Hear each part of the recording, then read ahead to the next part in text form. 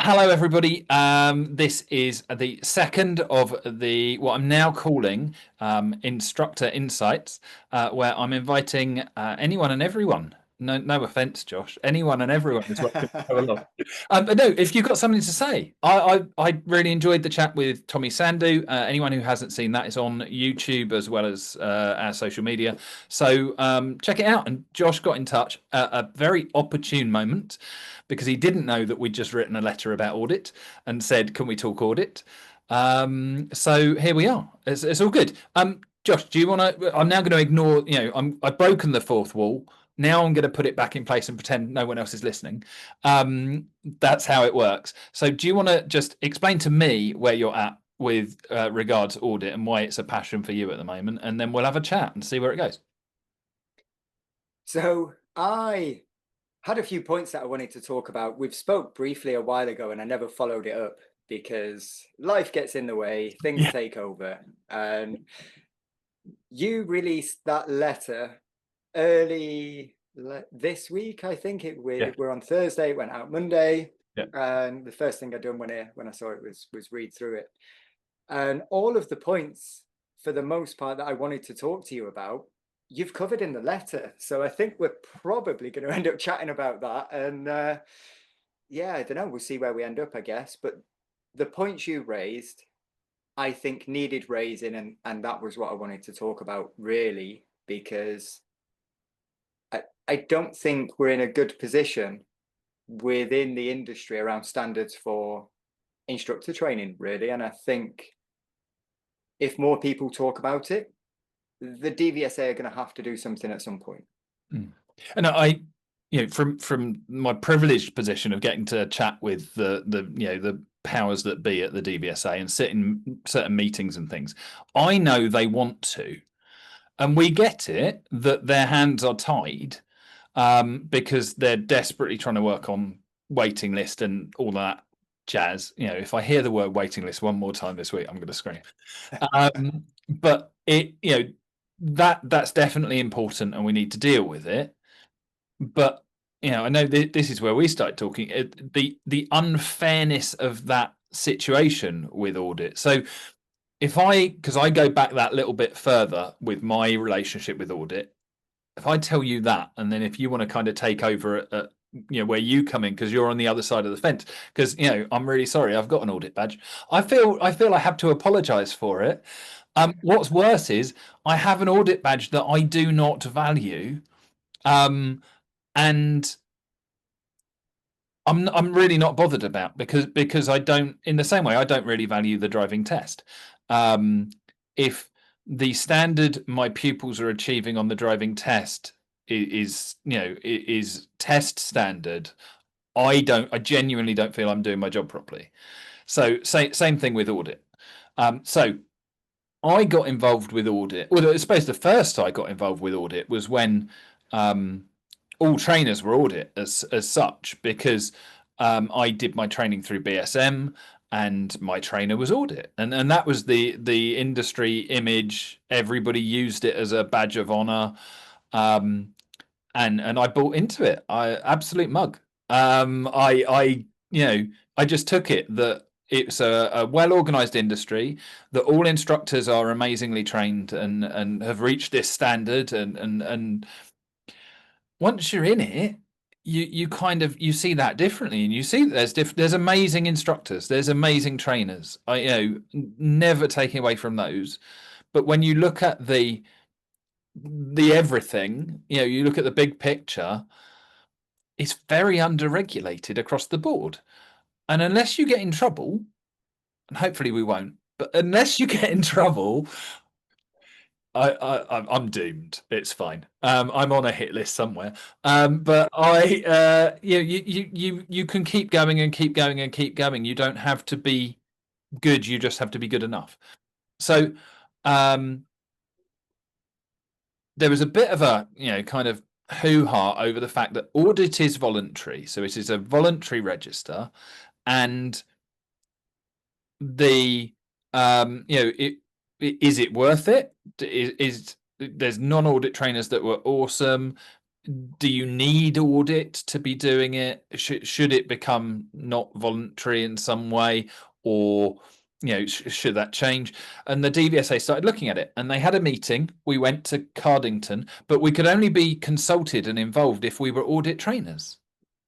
So that's like asking the choir to try and explain why people don't believe. It didn't make sense, and I raised this at the time. We had a really good meeting. I think they did a couple of different meetings in different places. We went along, loads of audit trainers in the room. We stood with flip charts. A few things did change. One, I think I'm partly responsible for, was the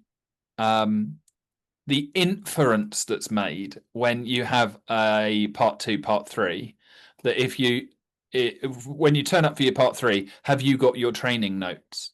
Now, there's no requirement for training notes. It doesn't exist. But asking for them means that people start going, maybe we should have training notes. And the idea, just because you're like this, the idea from that came from Freakonomics, the Freakonomics book. There's a Freakonomics podcast, and they found a way of making terrorists out themselves, because they said that terrorists will have a bank account with this bank, but they won't have the insurance that the bank offers. Now, no one takes out the bank's insurance because it's really expensive and you can get it better elsewhere. And then suddenly all these people started applying for this insurance. And it was basically them putting their hand in there going, I'm a terrorist. So, and there was a bit of that kind of influenced this conversation. So I just quite like. So that started happening. I know John Sheridan was heavily involved in that. And there were some really positive things, but nothing really happened about the standard of the individuals that came along. We then, so Ian and myself, my business partner and myself, had joined the audit register. We were audit trainers. It's just a standards check, pretty much. There's extra little bits. Have you got the right books in the boot? Literally a box of books. Are they the right books? It's a standards check for you, but you've got a PDI. So it's done on effectively, or we were told it was a role play basis. I didn't do role play. I taught. I did what I do, and it was all good. And we did it right at the moment it was changing across to the new system. So old part 3 versus new part 3, same change. So it became about the competencies and the grading and everything else. So we were graded on the old system. And we get some work off of the register. It's useful being on the register. But as I said, I don't think I value any of that. It's because they don't tell us what to teach. And it's always let down by the fact that your ADI 21T is irrelevant because it lists, because it's in legislation. Again, I get it. It's in legislation. They've got to list all these boxes because they're written stupidly. Let's not plan for the future. Write in legislation, these are the things you need to teach, because that's never going to change. So it's always let down on that level, but that's not just audit, that's instructor training. And then we got up to the fact that our badge came to an end. The badge was expired, and it still is. And they're not doing audit checks because it's voluntary. They can afford to drop it. There's no legal requirement for them to do it. Oddly, there is a legal requirement to do standards checks. So, it's questionable, because as an audit trainer, you don't get a standards check, you get an audit check. So that kind of brings us up to now, where I'm sitting here as an audit trainer, haven't got a valid badge as such. The badges are extended. They're still counted. You are still an audit trainer. That's just been suspended. But technically, neither of us have got a valid badge. And yeah, and we've paid for the renewal. We haven't received anything for it. We've got to stay on the register, and that's our side of the fence. Do you want to go through where you're at, having come into the industry, become an instructor, and then got swept up in the world of training? Because you're been a whirlwind, isn't it? It's been a little bit crazy. Yeah. I mean, I've just got my new badge, which kicks in, well, from the start of July, I guess, because my old one expires the end of this month. So that's 4 years that I've been That's, a ADI. yeah. And yeah, since then, it has been a little bit crazy, lots of work, meeting lots of great people, lots of different things. And I am slowly stepping into training and helping PDIs. But one thing I've wanted to do, almost falling in line with the DVSA, was get that standards check, get that grade A. So was it early? It was January this year. Well, in fact, no, I sent them a letter last year. I emailed them asking for a standards check, explaining the reasons why I want to pursue audit, and I got a reply back, email back in 6 months. So 6 months later, I email again, can I get a standards check? I want to go audit, please. And then within the week, I had my standards check date. Like, oh, that was quick. So cracked on with preparing and training for that, got the grade A, and then emailed about audit. Now, fully aware the audit register is closed to new applicants. But I was like, well, I'm going to email to find out an update, find out what's going on, what's the timeline, because I think it's been closed to new applicants now for, I think it's just over 18 months as we're filming. I think going off their Might email. even be slightly longer. Yeah, yeah. No, I know that there's people that have paid. Well, we paid in 2020 and haven't seen anything. So it's kind of off the back of COVID. Even it was on a wind down at least. So yeah, must be. Yeah, so on the website, I think it does give a rough date. Can't remember when it is as to when they like officially stopped accepting new applications. And I guess that's as a result of people paying, but not getting the assessments, whatever. So I did email and I got an automated reply, and that's been it since. And yes, I can just train people because, well, there's no real requirement for any qualifications to Okay. train driving instructors. So I can do it, and I am doing a little bit. It's not my full-time work. My full-time work is learners, along with everything else that I do online. And I'm finding myself now in a bit of a rut because, well, we know that audit at some point is going to come back. Don't know when or if or in what form, but at some point it will. And for me now, looking to progress, ideally, I want to progress in a way that's going to be best suited for audit when the assessments come. Now, is that going getting a teaching qualification? Is that going doing a coaching course like the Bright Coaching? Whatever, is it doing some other kind of CPD? Now, I know we can do CPD anyway. We can always be developing, which I do. But it's a bit like, what's my next move? What's going to put me in the best position for audit? And I don't really know. And it's a bit like, well, should I just start teaching PDIs? Now, I'm quite fortunate that I've set up a business with another instructor who's been doing it for many years, got lots of experience and lots of qualifications. So I feel more comfortable because I'm not on my own stepping out as a trainer. But it would be good from my point of view to know what is the standard that I should be delivering at as a PDI trainer, driving instructor trainer, whatever we're going to call ourselves. What is the standard I should be at? What should I be doing so it falls in line with the DVSA? Like you say, they're going to be asking for, have you got your training logs after a part 2, part 3, whatever? And yes, I can make training logs, and I should be helping my PDIs understand all of that, because our learners are going to have logs and reflections. So it would make sense that we do that for our PDIs. But it's a little bit like, just do whatever, just do what you want. There's no regulation, there's nothing. Yeah. And for me, I'm sat here a little bit like, well, our job ultimately is road safety. Road safety surely starts with the level of driving instructors that are on the road, whether that's PDI or ADI. That's how we affect road safety. And that must come from the training that those driving instructors receive. And if they're not receiving any minimum standard of training, then what's the potential impact on road safety?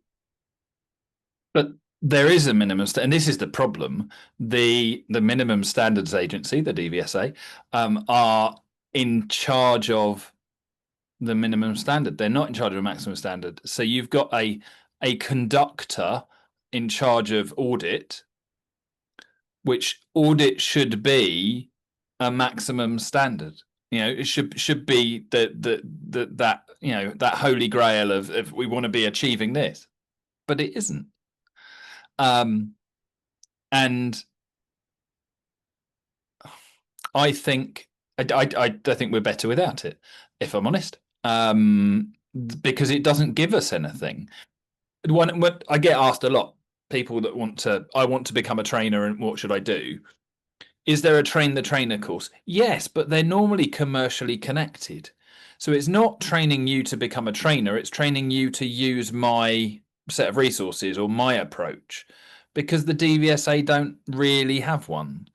We've got national standards for driver trainers, and that is an outline of things. And it's not minimum standards, because actually, if you look at the testing is far below the national standards. Right. So there is that level there. It's the document that most instructors haven't read, which is a massive issue. Because it is if you want a syllabus, that's the syllabus. Do you have to teach it? No. And if you look at, I'll be brave, if you look at all of the national training companies, the majority of them don't teach national standards. They might mention it. And the standard that they are teaching to is test standard, part 1, part 2, part 3. Sorry, part 2, part 3, because they don't teach part 1. They give someone an app and tell them to go away and get on with it, and we wonder why learners suffer. But I haven't got my theory hat on, so I'm going to be good. We might talk about that, because I think that's ridiculous. I think it's crazy. I'll follow your lead. Go for it. Yeah, I mean, we can talk about that, and I do think it's crazy, because I've obviously been looking at the national standards, and unless I'm missing something, or there's another document, are we talking about Unit 6 of the national standard for so instructor trainers? Unit 6 being about us, about our role. Is that what you're? Yeah, I believe Unit 6, because I had to do my research before coming on. And that is the unit that covers what we should be doing as instructor trainers. So we're preparing driving instructors. Yes. And there's really, the reference to that is a lot around role play. And how do you role play part 1? Yes. So my solution, which I think dropped into every single conversation that I've had recently with the DVSA, we should swap 1 and 2 round. For me, it doesn't fit with any adult education schema that exists. We always work with do it, learn the theory, then go and practice it. That's how adult education works. So we're testing the qualification to become a driving instructor, driving license. So start with that, not how to teach someone to drive, which is on the part 1. That makes no sense. So I think that this then, because we're talking about audit, is teaching people to be a driving instructor, is training. You don't need, just to prove I've still got one, I'm going to wave it around. You don't need that. Come and get it, DVSA, please. I'll regret that later. But no, to have the conversation, this is what we want. So yeah, you don't need that badge to be a driving instructor trainer. You need it arguably for part 2 training. Depends how you do your part 2 training. You don't need it for part 1, part 3 at all. So you don't need to be a driving instructor. Anyone can do it, in the same way that teaching someone to drive, charging money is the issue with teaching someone to drive. That's not even relevant with instructor training. You can charge what you like, and yeah, just the whole thing doesn't doesn't make sense. So the DVSA's focus of what a driving instructor trainer doesn't make sense, as you said, with the Role 6, the whole approach is the old school approach of do what I tell you, because then you'll push the right button for the examiner who's role playing on the test, that they'll go yes, really good, and then you'll pass. That's not where we are now. My big push is the move from MSPSL to Look Tell Do, or similar. I'll accept or similar, but a coached MSPSL is so instructional based. Let's get our feet firmly out in the mud, and we are still even though everyone's saying the words, or I'm being client centered, I'm being client centered while I'm driving around the test area, making sure they know the tricky bits, is not client centered. And it's not road safety based. So, let's move away from those things. Let's just kind of try and wipe the slate clean and move forwards. So I think that exactly that. Where do you start? I also think that people in your position feel that they're doing it wrong because there's not a right. So you then worry, do you know what? Just be awesome. That's the solution. And that's what you're doing brilliantly. If you can go into it not assuming you know everything, and that used to be what came with the audit badge.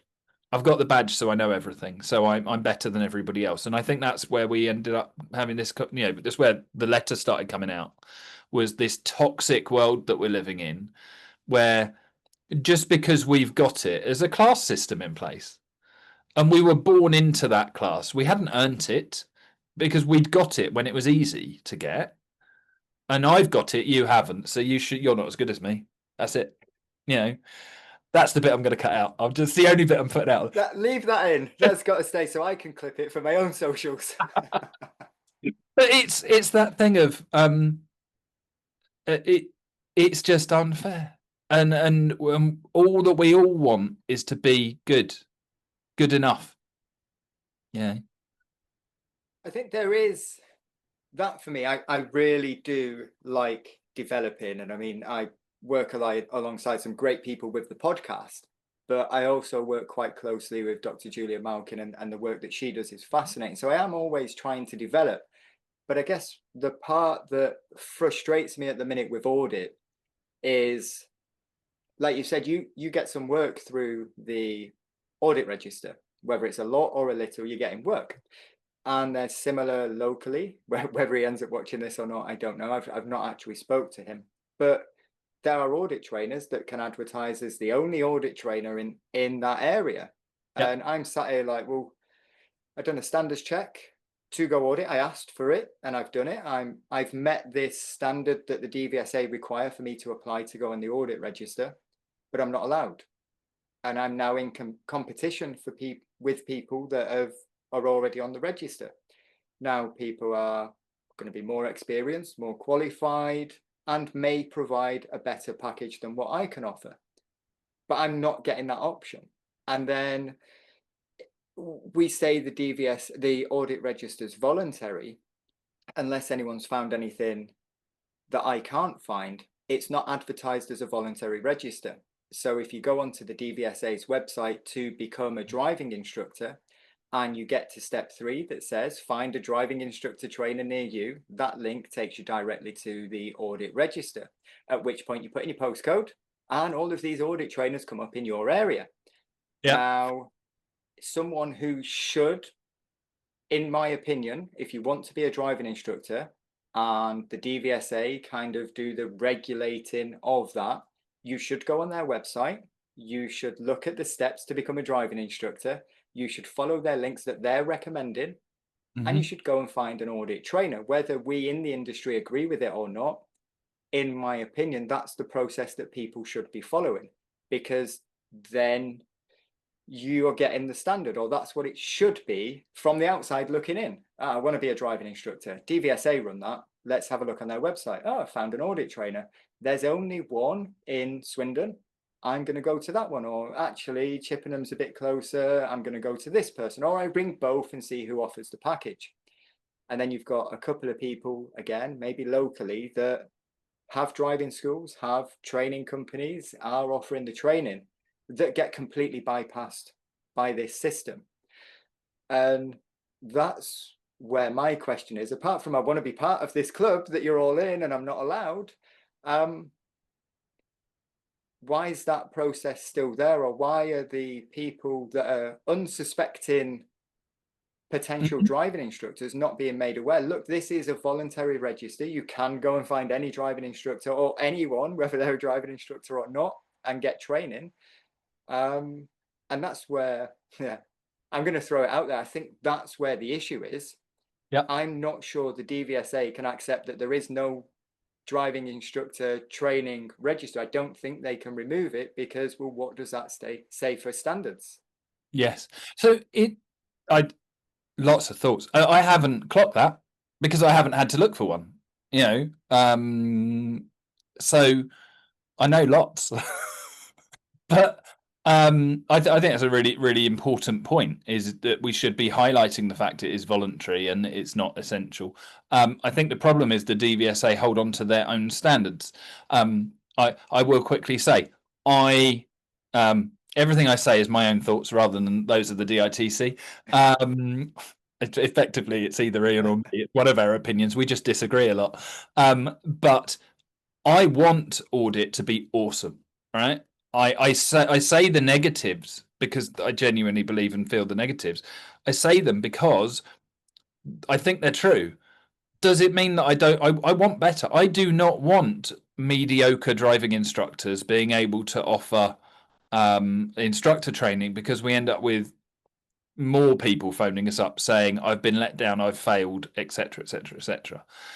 I think it's what you've just described is reflective of the fact that Pass Plus is still in the theory test, because the DVSA value their system. If you talk to the individuals at the DVSA, everybody recognises that Pass Plus is so broken that, you know, something's got to happen. It's either got to disappear or be reinvented. But it's still in the revision questions, at least. Who knows what's in the actual test? And it's that thing of, you know, well, we've created this because we need to. So it sits there. It hasn't actually got to be good and function. It's just got to exist, which is very similar to the role that inside of government or government agencies, which is you've got to be seen to be working hard, actually, because the minister will change, or the party in charge will change, or whatever it is. Just the wind will blow differently. What you work on doesn't necessarily end up becoming a thing. It's not the world we live in, where you're a perfect example. You know, I do it all the time myself, where we need to be continuing to evolve. You can't sit back on your laurels in business, because it doesn't work. And we've all had the moments where we've suddenly been really, really busy and forgotten to advertise because we didn't need it. And then it goes quiet and we go, oh, hang on, what happened there? Do you know what happened? We were busy. So we were doing other things because we wear all the hats. Equally, we'd have changed it yesterday, but they can't because it's in legislation. It's not a good enough excuse anymore that it's in legislation. I'm not accepting it. But yeah, I think the fact that it's not advertised as voluntary is important. I think your description of it misses something, because we always look to the next thing up as such. So you're looking at the audit that you can't get and going, if I had audit, people would be able to find me. They won't. They'll still find the national, training providers first, and they'll sign up to that because it's big and it looks good. And you will get a lot of work from picking up the pieces. That's the sad thing. It works for some people, but they're normally the ones that have worked it through on their own. Does it create, high caliber driving instructors, or does it create people that pass the test?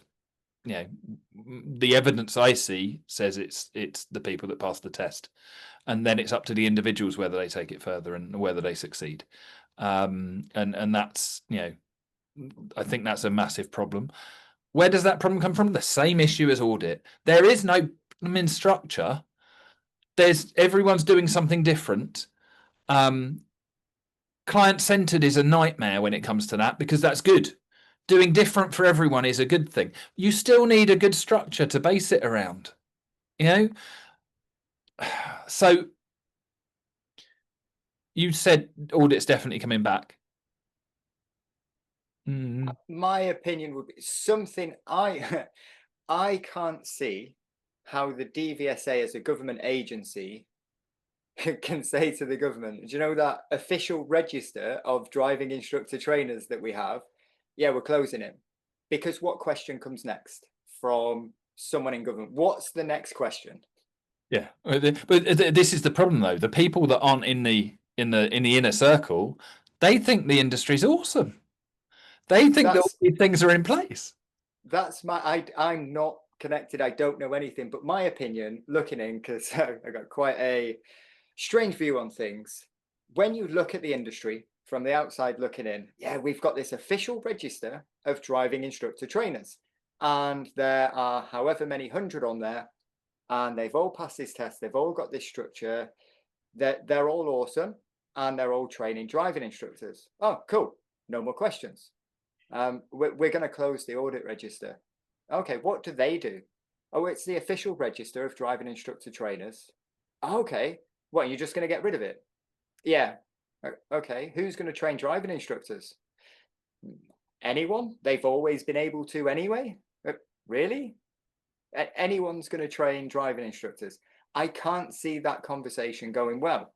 But they've got this audit register. Any questions coming? Who's training driving instructors? Oh, the official register of driving instructor trainers.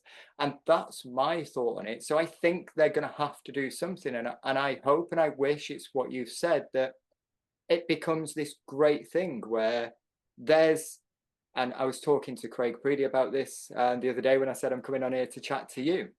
How cool would it be if before you even got on the audit register, you had to have some kind of formal training, whether that was teacher training or coaching or something. So there is this, there is audit, but what you need before then is you need some qualifications, you need something, and then you can be assessed.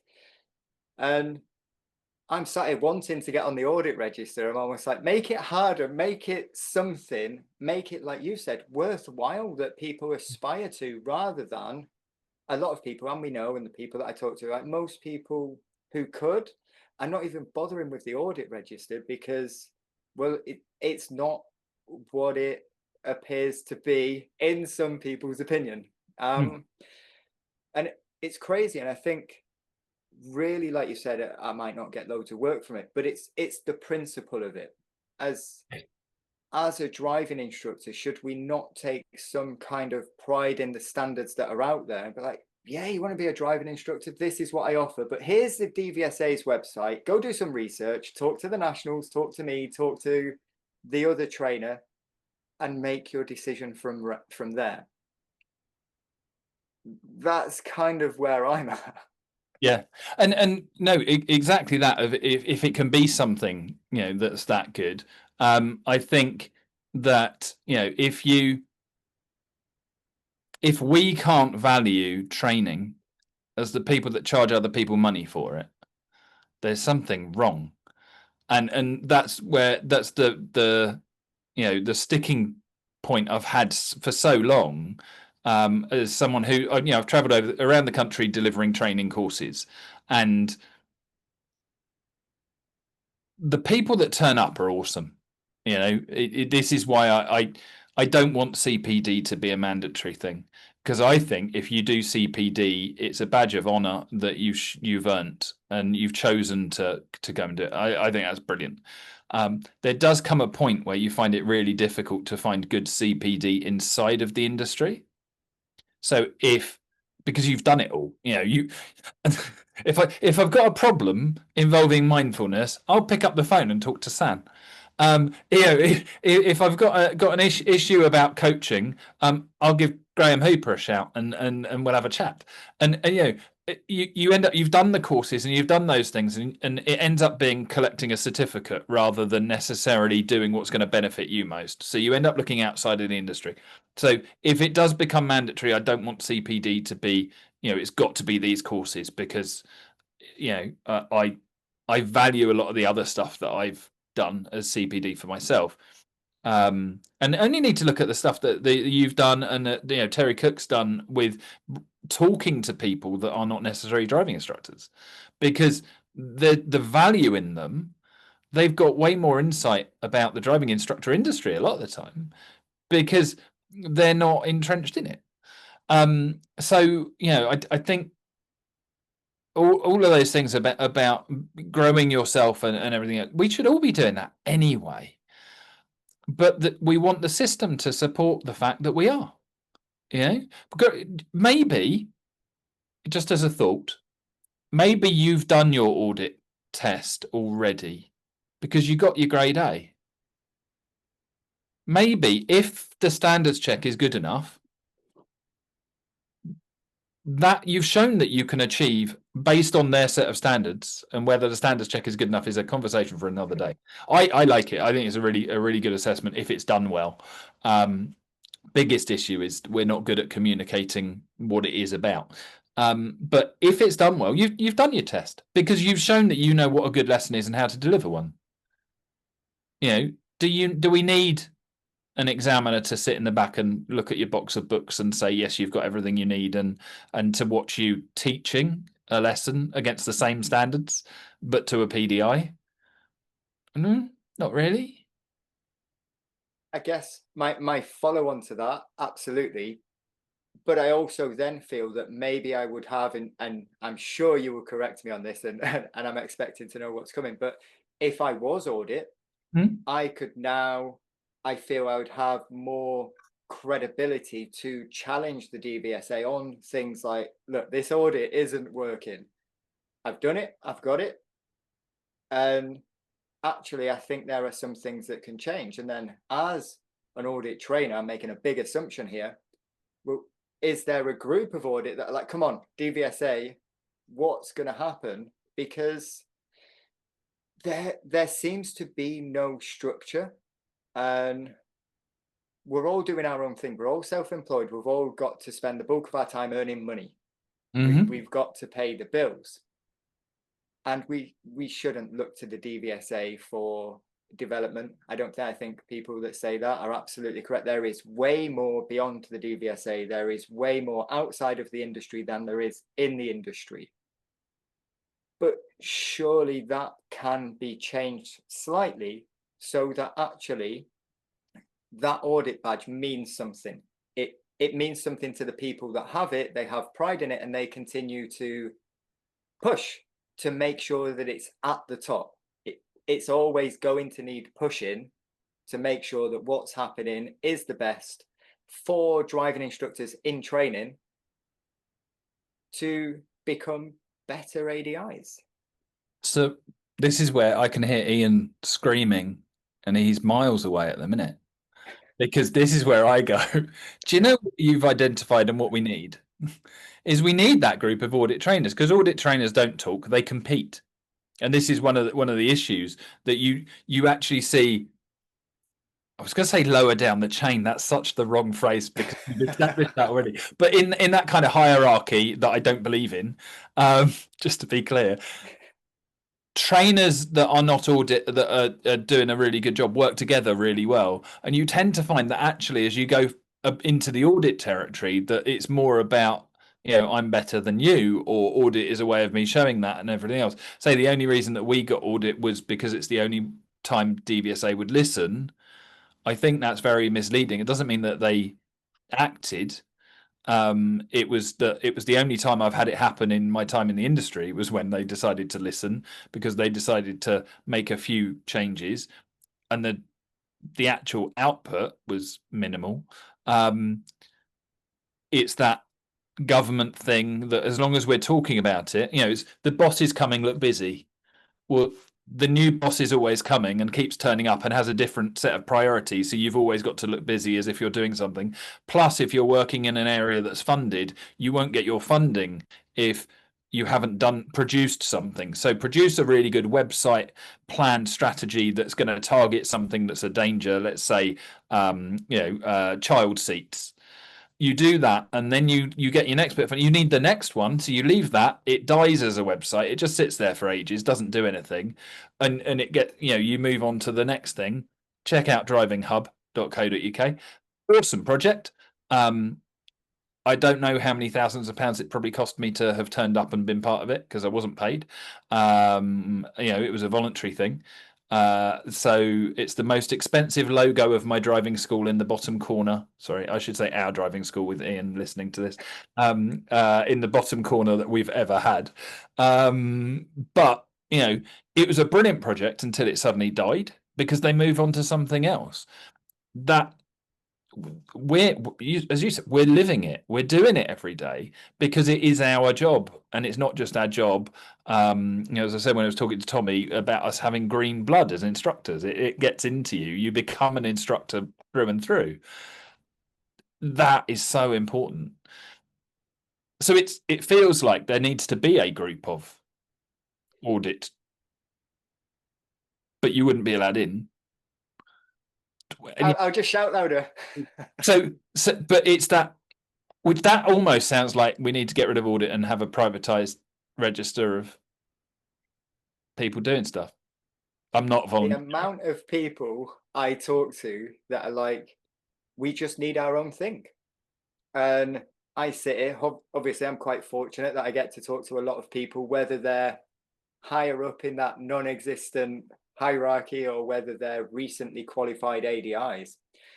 And so many people are saying the same. It's like, we need our own thing. And I sit here and I'm a bit like, I get it. It would make sense. To a certain point, it would make sense for standards. It would make sense potentially for professionalism. Would it make business sense for people that already have established businesses? I don't know. And that collection of people, like you say, it could be audit that maybe drag a few ADIs along, or it could just be people that want development in the industry, just a volunteer register of audit, driving instructors, aspiring trainers, whatever, where there is some kind of agreement standard that has the stamp of approval of a lot of credible people, I guess, within the industry. We're not all going to agree on everything, but I think everyone agrees that road safety should be at the heart of it. Yes, I worry that not enough do. I do, even myself, I have to remind myself that road safety is at the heart of it sometimes. You get caught up in the day-to-day, don't you? It's a bit like when you realise that it's only work and that family is more important. Occasionally, when you've got the stress at work, it's easy to forget, and it's that sort of thing. I think it is important. We need more reminders, a tattoo on the back of our hand saying "Remember road safety" sort of thing, so that it just reminds you each time, because it is so easy to forget and get caught up in the day-to-day, the pupil, the demand, the cancellations, and all the rest of it. But we need to be focused there, and as you rightly said, that starts with the instructors, especially the new ones coming in.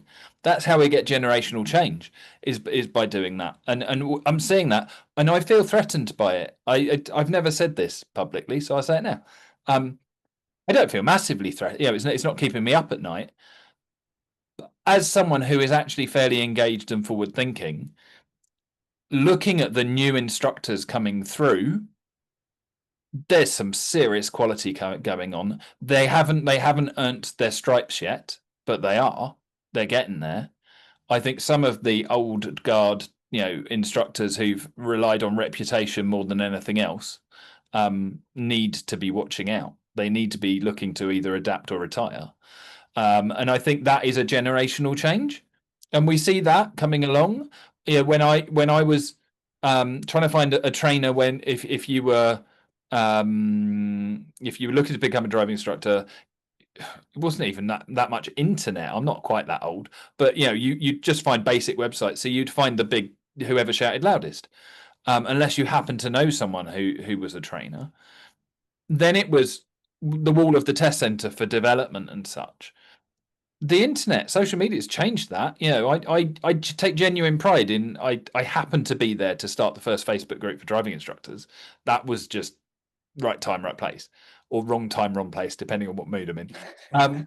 But what's grown from that, you know, it was the beginnings of this conversation. It's been the beginnings of you know, all of the trainers that have got social media reputations, and that's what we have in this industry. You know, if you haven't got a social media reputation, it's actually quite difficult to be recognised. You know, I think that's it shows those generational changes. So throwing that one back at you, what would if we were saying let's have a privatized version, right? Let's have our own badge. I love the idea of making the letters say vomit because it nearly works, because we can have voluntary and we've got instructor trainer. So if anyone wants to come up with what the O and the M stand for, yeah, sorry, dyslexic, just had to check that I spelt it right. So just checking. But yeah, so yeah, if anyone can come up with that, brilliant. What would the vomit badge look like? What standards do you have? Do we just go with you've got to be grade A? That's there. Do we say teacher training certificate of some kind? What is required, or does it not need to be that? And do people actually just need to care enough to sign the check and join?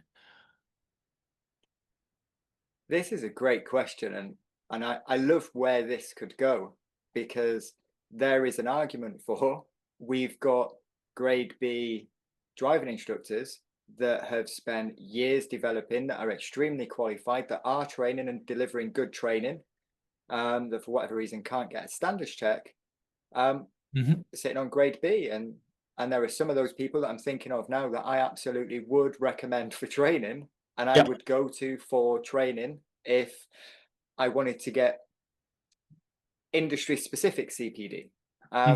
So I think the grade A as a trainer, yes, in my opinion, being a trainer, it shows you understand the system. But then, does it? I don't know. For me personally, I went and got a standards check to get a grade A, to give myself my own confidence boost that I do know what's expected and I am delivering that, and what's in my head works.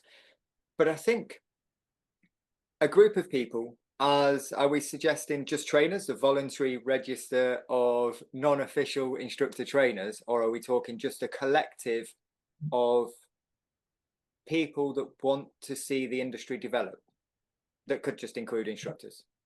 I would say there's already a collective available for people who want to be awesome.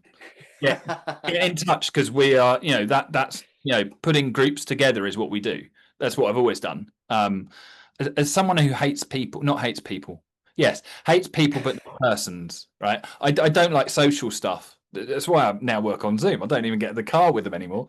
I can do it.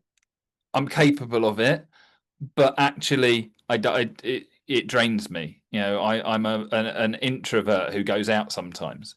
My whole career has been building communities. I started Facebook groups. I've got 20 odd WhatsApp groups that I run for local instructors. You know, I work with lots of different networks and communities, and I'm sort of I got accused of being, because it was supposed to be a negative, I got called the middleman of the industry. And I took it as an absolute badge of honor. That's fine. I have no problem with that whatsoever. Yes, I know lots of people and I can point you in the right direction. So get in touch. Right? So arguably, yes, we could, you know, that works. And I've liked the idea of having an industry think tank. The problem is who qualifies, because 10 instructors, 11 opinions. And they're not all good opinions, unfortunately. You know, you get some very unusual thoughts out there of what is right and acceptable. So you need some kind of, you know, structure in place. And maybe this is part of why there's a problem in solving the problem. Maybe DVSA raise exactly the same point. The standards, just to touch on what you said about the standards check bit, it is being that training someone to be an instructor is about achieving the standard that the DVSA set. I think showing that you can achieve that standard doesn't mean I necessarily hold in the standards check as being a good instructor. I know good instructors that really struggle to get anything above a B. They just struggle to get a score because of how they are on the day and such. But they're better than some grade A's that I know that I wouldn't necessarily recommend people go to, but they can turn it on the day. It's what do you do consistently? It's a horrible moment where that pushes us towards pass rate, which I'd never think is a good metric. But yeah, I think if we look at just trainers, so let's not try and solve the world. Let's try and solve a problem. What would the trainer collective look like? I think a dedication to CPD. I think,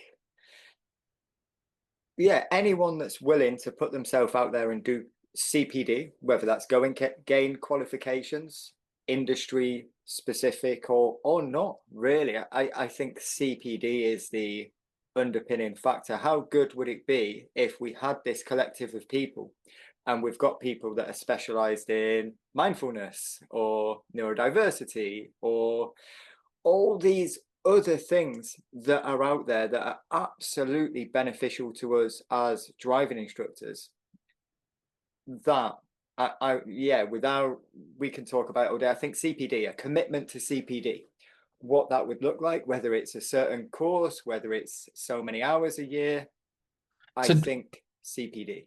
So is that not the same thing that we want from driving instructors? If you're not dividing the two up, we want instructors to do the same. So potentially the qualification to be a trainer is that you have to be on your second badge. I feel that's a good standard.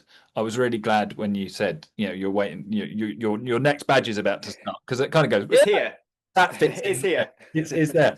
And I kind of feel when, and some of them do it really well. It's not that they don't, but we need to look at everybody, not the outliers. So when PDIs start delivering driving instructor training, that really concerns me. And there are national companies that have used PDIs to deliver driving instructor training on A level. So I feel that's an issue. And then I always feel that you need to at least have seen the cycle of pupils going through twice before you really understand the industry more.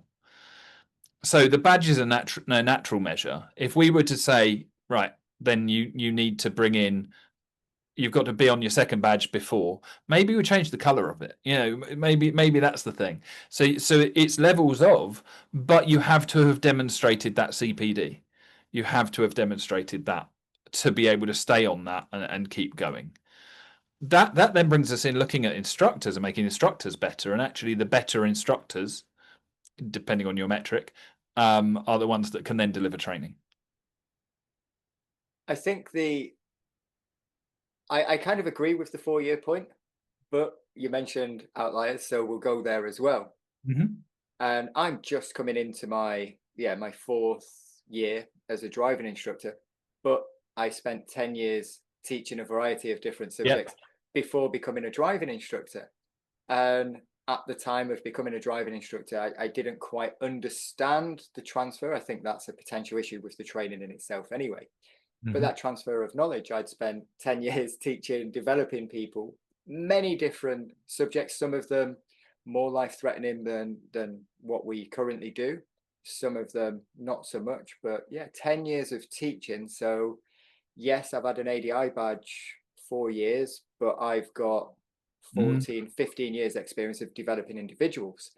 But I get where that's coming from, because I'm helping some PDIs now, and that are now ADIs, whose trainers have been in the industry less than a year as a national school. And again, this is crazy. Like, you go to this national brand thinking professionalism, you're going to get all of this, and you don't know until you know that actually it's just the next person along that's going to help you become a driving instructor.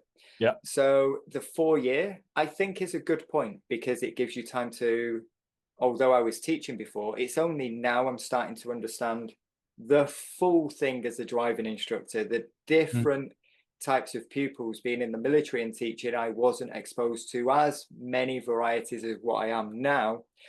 Primarily additional needs learners, that makes up the bulk of my diary, and a lot of that only experience can prepare you for it, because everyone's an individual. So 4 years, yeah, it's a good starting point, and that 4 years needs to have shown some kind of development.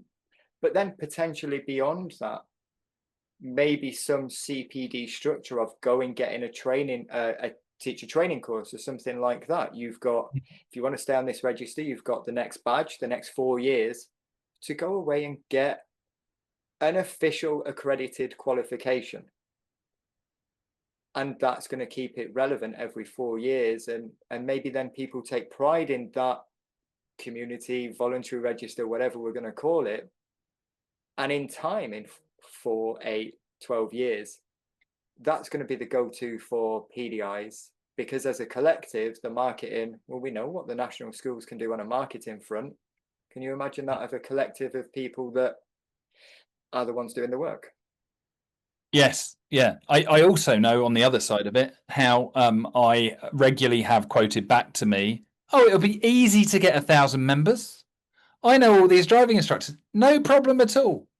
And actually, it through some stuff where we haven't stepped up enough. More importantly, through, and I think this connects with what you're saying, through the lack of communication inside the industry. This takes me back to when we first met, and you correct me if I'm wrong, but you were starting up doing what you're doing with the podcast and such, which is now officially allowed to be called a podcast, I think. So it's that YouTube channel podcast argument.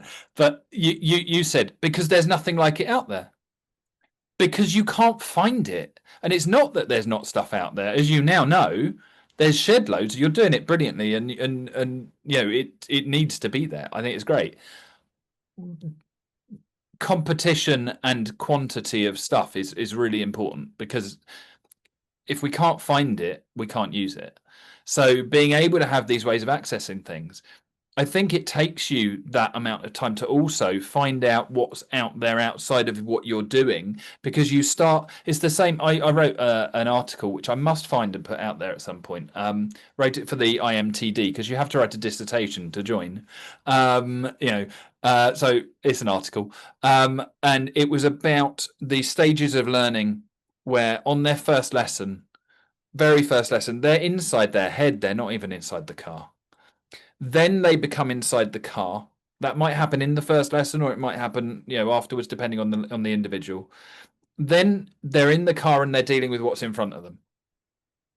And then it's in front and behind, but they're not thinking about alongside. And we work out this kind of, pattern of growth of awareness going outwards. And our aim is to make that as big as possible. The second something goes wrong, they're back in their car or back in their heads again.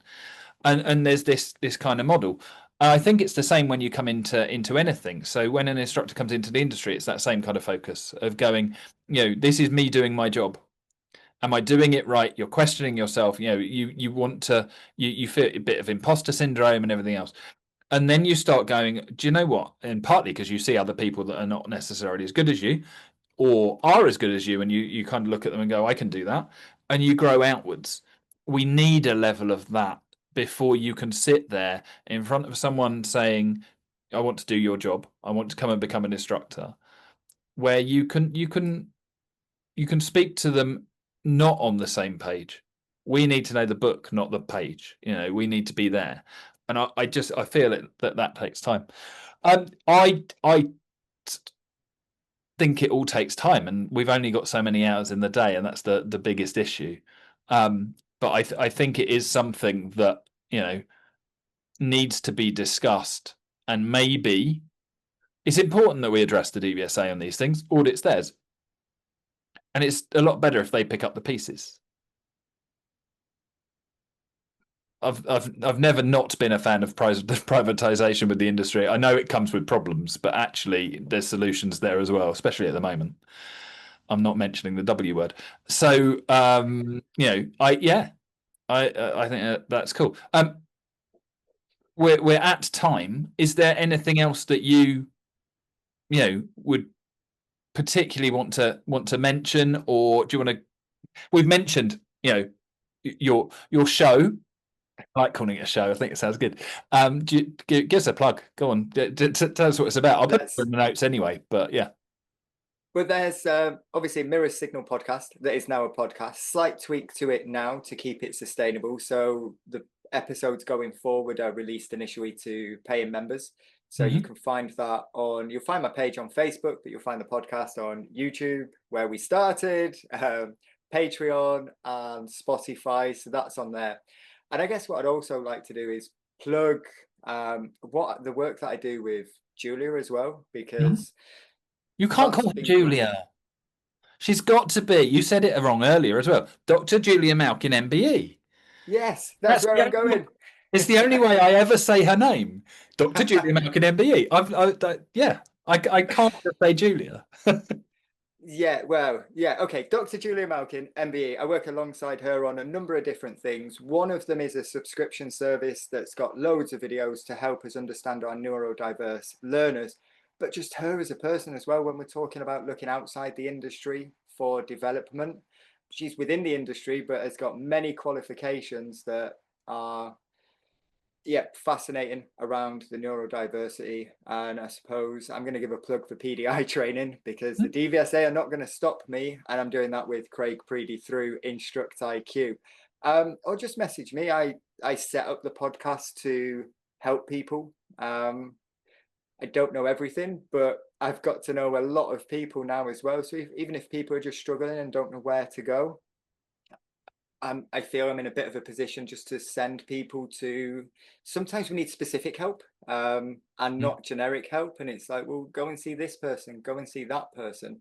So yeah, if anyone's got any questions for me, I guess reach out on one of my many social media pages, or me personally on Facebook, or I'll give Chris my number and email as well for the notes when we get to that. Cool. But that's it. Yeah, lots of different things. Don't know where I'm going to end up in the next year or two, but I'll keep going and see what comes of this video, Chris. Hopefully with an audit badge, if you want it.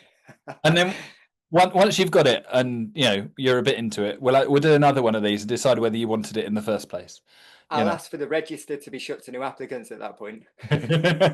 Well, that's what we did. It worked for us. So it's been a pleasure. I'm going to stop recording. So thank you very much. Thank you.